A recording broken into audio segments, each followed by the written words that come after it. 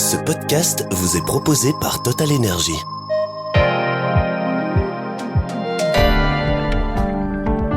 Bienvenue dans la masterclass de Trends Tendance. Je suis Pierre-Henri Thomas et j'ai le plaisir d'accueillir aujourd'hui Sandrine Zerbib. Bonjour Sandrine Zerbib et merci de vous accueillir chez vous.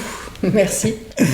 Alors les auditeurs et les lecteurs de Trends Tendance vous connaissent surtout à cause de Dragon Tactics. C'était un essai que vous aviez écrit il y a 3 ans maintenant sur l'art du management à la chinoise et pourquoi nous devrions nous en inspirer.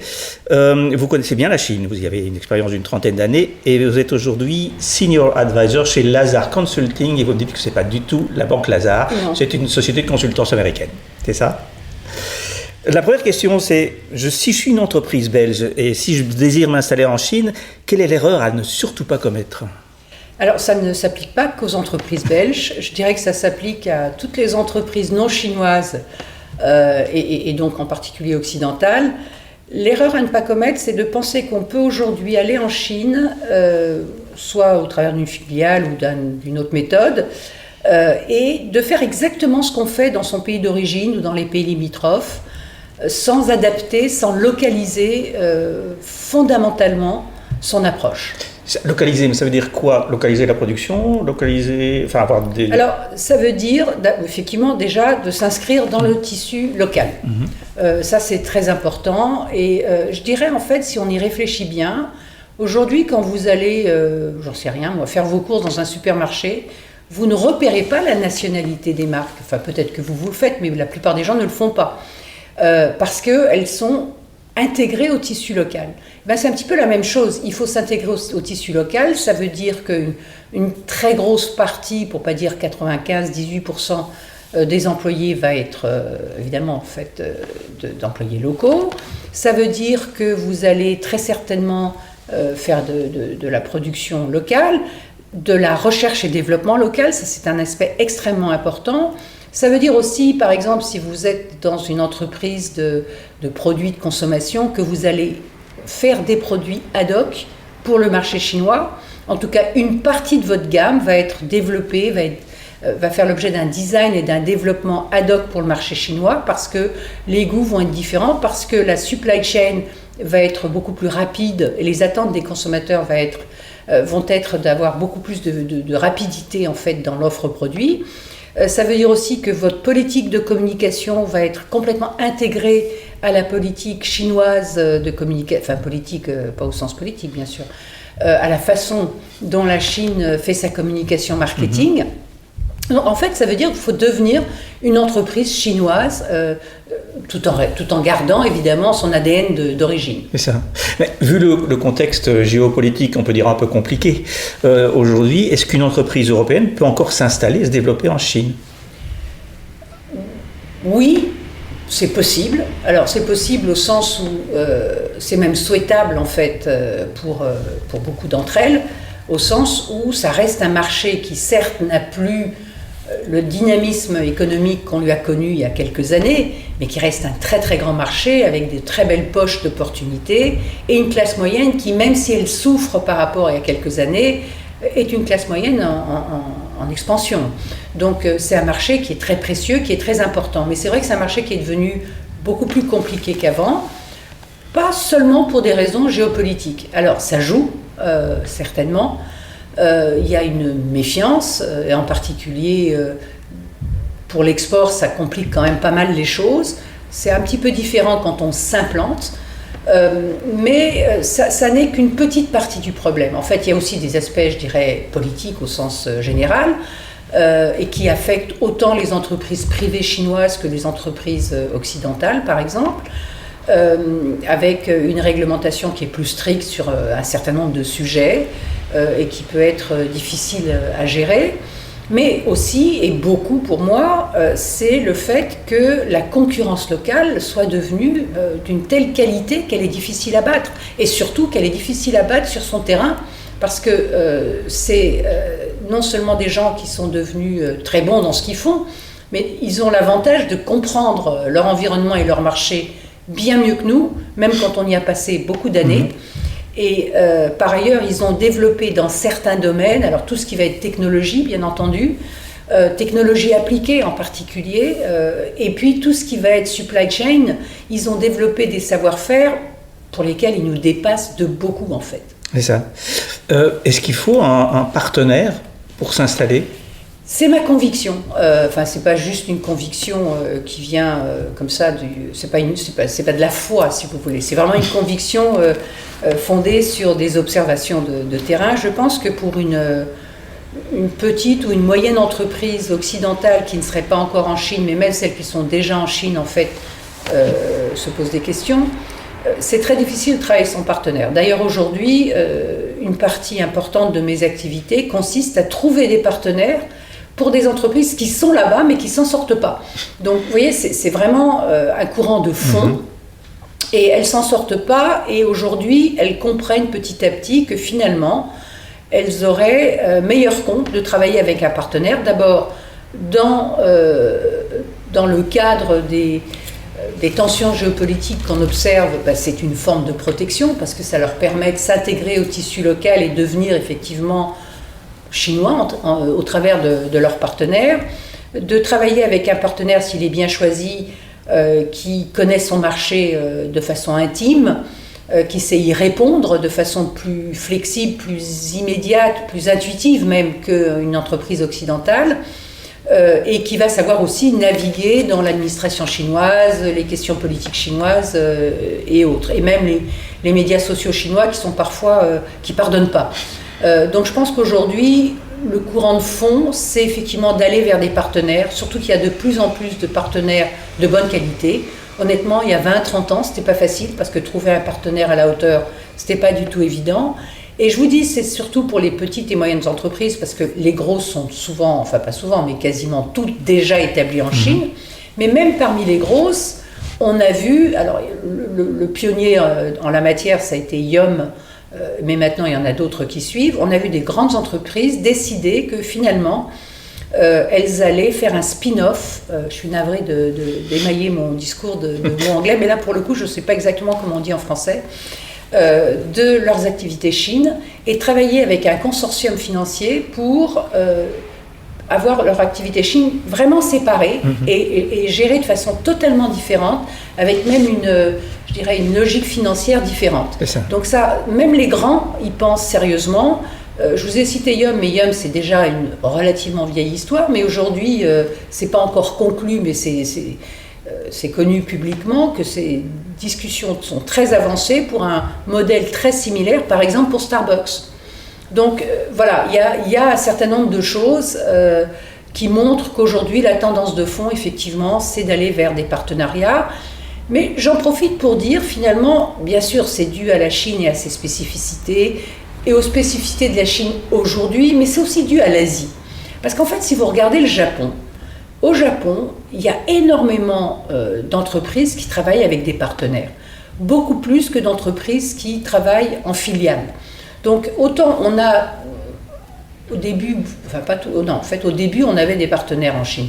Et puis quand la Chine a commencé à avoir une croissance plus marquée, il y a eu beaucoup de filiales qui se sont établies. Mais aujourd'hui on revient finalement à un modèle qui est assez éprouvé dans une partie de l'Asie, en particulier l'Asie du Nord avec le Japon et la Corée. C'est ça. Vous parlez de poches d'opportunités quand même sur le marché chinois. Quelles sont-elles ? Alors, tout ce qui va être porteur d'innovation, que ce soit dans le service ou dans l'industrie, et puis dans les industries de consommation ou dans les biens de consommation qui sont plus ma spécialité, tout ce qui va, par exemple, je prends un exemple qui est très fort en ce moment, se rapporter au bien-être, au sport, à l'outdoor. On a encore de très fortes croissances parce qu'on voit vraiment aussi un changement de valeur, si vous voulez, chez les consommateurs, qui fut un temps était à tout craint dans le consumérisme, et ils achetaient pratiquement tout et n'importe quoi parce qu'il y avait un appétit d'acheter, en fait. Et aujourd'hui, ils en reviennent, d'abord parce qu'économiquement, c'est beaucoup plus difficile qu'avant pour eux, surtout après la grosse crise immobilière qui n'est pas encore terminée d'ailleurs, mais aussi parce qu'ils se disent, au fond, à quoi bon ? Autant leurs parents, ils voulaient, je dirais que leurs parents, ils ont voulu prendre une revanche sur la vie en disant mes enfants auront une vie meilleure que nous, et ça s'est vérifié même pas en une génération. Ça veut dire qu'en une demi-génération, on avait déjà sa vie qui changeait du tout au tout. Mais pour les gens beaucoup plus jeunes, ils voient qu'au contraire, ça devient plus difficile et que demain ne sera pas forcément meilleur qu'aujourd'hui et qu'acheter un appartement dans une grande ville, ça sera peut-être jamais possible. Acheter la voiture dont on rêve, ça sera peut-être jamais possible. Et donc, en fait, ça les amène à aller vers tout ce qui est nouvelles valeurs, sur, encore une fois, le bien-être, la réflexion sur soi, le sport. Et ça profite à un certain nombre de segments, comme on le voit avec certaines entreprises. C'est ça. Vous parliez de l'état de santé de l'économie chinoise. Elle est comment maintenant ? Alors, il y a des domaines qui sont très dynamiques, mais c'est un petit peu ce qu'on voit de l'extérieur, c'est-à-dire tout ce qui va relever de la technologie, les panneaux solaires, enfin, et encore, en interne, les panneaux solaires, c'est aussi une concurrence épouvantable entre eux. Hein. Oui, ils sont en perte. Voilà, exactement. Pour ça, mais c'est vrai que c'est des gens qui sont capables de s'exporter, de faire de très grosses croissances. Même chose pour les véhicules électriques. C'est très très dur, mais ça finit quand même par fonctionner. Et puis vous avez encore une fois dans le domaine de la consommation tout ce qui va relever du bien-être, de l'expérience, même dans le domaine de l'hôtellerie, ce qui va être encore une fois dans le domaine de l'expérience, du moment passé avec soi-même ou avec sa famille. Tout ça, ça va plutôt fonctionner et il y a encore des entreprises qui font des croissances tout à fait respectables, même des grosses. Alors, comment finalement négocier avec les Chinois, avec les dirigeants, enfin l'administration et les entreprises, qui a des codes vraiment à connaître? Alors, l'administration, si on parle parce que ça dépend de quelle administration on parle. Si on parle du gouvernement, parce que finalement ça revient au gouvernement, parce qu'on est dans un secteur sensible tel que, je ne sais pas moi, le nucléaire, on va dire. Là, c'est compliqué, c'est tout à fait autre chose. C'est pas ma partie en plus, donc je ne vais pas trop vous en parler. Mais ça revient finalement aux discussions qu'on peut avoir de pays à pays, on va dire. En revanche, l'administration quotidienne à laquelle vous avez affaire pour vous enregistrer votre société, payer vos impôts ou que sais-je, c'est assez bien organisé, c'est assez rapide, c'est assez agile. Et dans l'ensemble, je trouve que c'est pas si difficile que ça à naviguer. Donc les codes, c'est plutôt de comprendre comment enfin, c'est assez bien expliqué, et puis surtout ils respectent leurs délais, c'est-à-dire qu'ils s'engagent sur des délais qu'ils respectent. Honnêtement, moi je suis rentrée en France, j'ai pas vu ça en France. Mais ensuite il y a la négociation avec son partenaire potentiel. C'est peut-être celle qui est la plus importante, parce que c'est quand même un mariage. Mais là, pour le coup, c'est pas un mariage dont on divorce. Remarquez, les divorces non plus, c'est pas facile. Mais c'est des divorces qui peuvent être très coûteux, on va surtout dire. Certains divorcent d'ailleurs dans la vie aussi, mais là, c'est différent. Donc, il faut bien choisir son partenaire, mais il faut aussi, et je pense que c'est un peu l'erreur qu'ont fait certains, c'est de penser qu'on va y aller 1 semaine, 2 semaines, 3 semaines, avec une armée d'avocats, et qu'on va signer très rapidement. C'est pas comme ça que ça se passe. Ça, c'est certain que c'est pas comme ça que ça se passe. Il faut construire la relation. En fait, la société chinoise, comme la plupart des sociétés asiatiques, est une société où la confiance est faible, parce que la confiance, elle est généralement réservée à la famille ou au clan.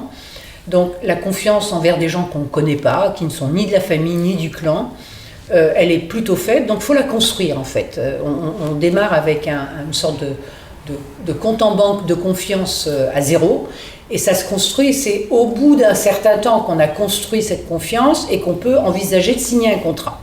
Donc ça, c'est vraiment, je dirais que c'est une donnée de base qui est difficile à assimiler pour un occidental, parce qu'on ne fonctionne pas comme ça. On ne fonctionne pas comme ça, et on ne fonctionne pas comme ça aussi parce que le contrat a aussi une valeur différente. En ce sens qu'en Chine, le contrat, c'est finalement la photographie d'une situation à un certain moment qui permet de dire oui, on va faire ça ensemble. Mais si cette situation et si les circonstances changent, eh bien, ça n'a rien de scandaleux, c'est même tout à fait normal de renégocier. Donc ça aussi, il faut s'y préparer. Le contrat n'est pas solide. Oh. Il n'est pas gravé dans le marbre. Ouais. Est-ce qu'il n'est pas solide? Je ne sais pas. Mais en tout cas, il n'est pas gravé dans le marbre. Et il faut en fait comprendre que cette relation qu'on a construite avant de signer, pour établir la confiance qui permet la signature, il faut la maintenir pour que les renégociations se fassent dans de bonnes conditions.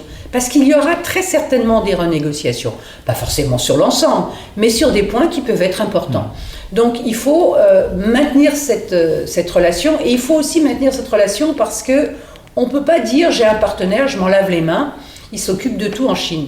Il faut rester proche de ce marché, essayer de le comprendre, de comprendre ses grandes évolutions et être à même effectivement de comprendre à peu près ce qui a changé en fait dans les circonstances qui fait que le partenaire va demander une renégociation. D'accord, ok.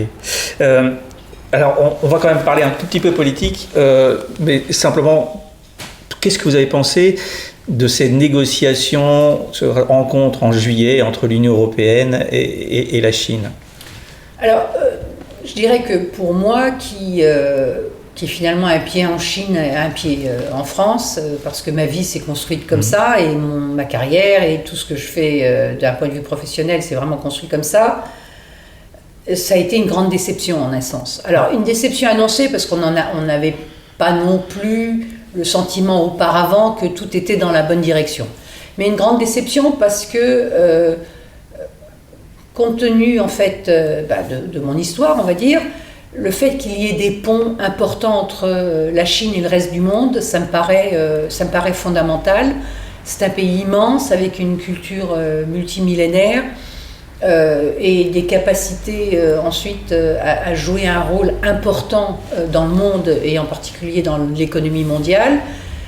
C'est très important que ces ponts existent. Ensuite, sur fond de droits de douane imposés par l'administration américaine dans des conditions honnêtement iniques au reste du monde, on avait besoin, nous, de se dire bon ben on a d'autres portes qui peuvent s'ouvrir.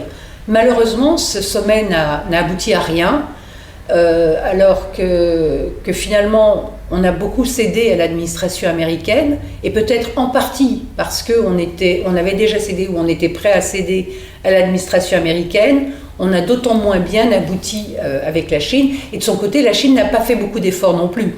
C'est-à-dire que la Chine est restée arc-boutée sur certaines positions dans des domaines importants, sur tout ce qui fait qu'on l'accuse d'une certaine forme de dumping, ou en tout cas de donner des subventions importantes et de casser notre marché en particulier dans l'automobile, mais aussi sur des questions purement politiques comme l'Ukraine, où l'Europe joue un rôle important et se sent très concernée. Là, ça a été aussi un point de grande difficulté. Donc pour moi, c'est une occasion totalement ratée. Regardons si dans les 6 mois, les 12 mois à venir, on a une chance de maintenir un dialogue un peu plus positif et d'arriver à des résultats, parce que là, ça n'a vraiment rien donné. Si vous voulez dire, ça a raté parce qu'on est apparu trop faible par rapport à la Chine, c'est ça? Alors, ça a raté parce que la Chine n'a pas fait en sorte que ça ne rate pas, c'est-à-dire que, mais c'est vrai que de notre côté, notre tort, si je puis dire, c'est d'être apparu tellement faible que la Chine ne se sentait pas obligée de faire le moindre compromis. C'est ça. Et le fait qu'on ait cédé effectivement beaucoup à l'administration américaine a renforcé cette impression qu'on était une Europe très faible. C'est ça. D'accord. Peut-être dernière question. Vous avez écrit un premier tome de Dragon Tactics. Vous êtes en train d'en écrire un deuxième. Quel sera le message que vous voulez faire passer? Alors, le premier tome, comme vous l'avez dit au début de cette séance, effectivement, était sur les méthodes de management à la chinoise et comment on peut s'en inspirer, parce qu'elles sont très adaptées au monde qu'on dit VUCA, donc très volatile, très incertain, etc. Ce deuxième tome, il se penche vraiment sur la façon dont les entreprises chinoises abordent leur globalisation. Parce que depuis, alors la globalisation des entreprises chinoises a commencé il y a longtemps, mais il y a eu des moments où il y a eu de gros ratés d'abord, de grosses erreurs. Aujourd'hui, c'est un phénomène qui s'accélère avec des entreprises chinoises qui sont beaucoup mieux armées pour le faire, mais qui pour autant sont dans une première phase et commettent un certain nombre d'erreurs. L'idée, c'est de regarder aussi comment cette façon de manager à la chinoise est adaptable ou non, ou en tout cas partiellement adaptable, mais avec pas en entier, à nos environnements occidentaux, en particulier dans le domaine de la gestion de marque, c'est un des points. Dans le domaine aussi, et je crois que c'est un point absolument capital, du management des hommes, où les cultures sont totalement différentes et où il faut vraiment, pour les entreprises chinoises, faire un gros effort d'adaptation culturelle. Même moi, si vous voulez, quand je suis rentrée de Chine, après pratiquement 30 ans passés là-bas, j'ai mis un certain temps à m'adapter en fait à une vision totalement différente d'un certain nombre de choses, et en particulier de la gestion des hommes. C'est ça. Quoi, par exemple, vous êtes rentré en France, vous avez été surpris des comportements Si vous voulez, en Chine, l'idée d'avoir un leader très fort, qui a une vision, qui entraîne en fait ses équipes vers sa vision, mais qui les entraîne de façon extrêmement verticale, avec finalement pas tant de place pour les équipes pour s'exprimer, donner leur avis sur ou faire partie des décisions. Ça finit par vous influencer. Et quand vous rentrez en Occident, c'est totalement différent. Les attentes des employés sont totalement différentes dans ce domaine. Alors déjà, la verticalité n'est pas bien acceptée. L'idée qu'on ne participe pas aux décisions, mais qu'elles sont réservées soit aux grands chefs, soit un petit cercle étroit, ça aussi, c'est pas du tout ni accepté ni acceptable. Les notions de, je ne sais pas comment on dit en français, mais de work-life balance sont pas du tout les mêmes en Chine et en Occident, et en particulier en France. Donc oui, il y a un certain nombre de choses qui sont très différentes auxquelles il faut s'habituer. D'accord. Écoutez, ce sera le mot de la fin. Merci beaucoup, Sandrine Zerbib. Et donc, le rendez-vous prochain, ce sera en librairie pour le 2e tome de Dragon Tactics. Voilà, j'espère le plus rapidement possible. Merci. Merci d'avoir écouté ce podcast proposé par Total Energy.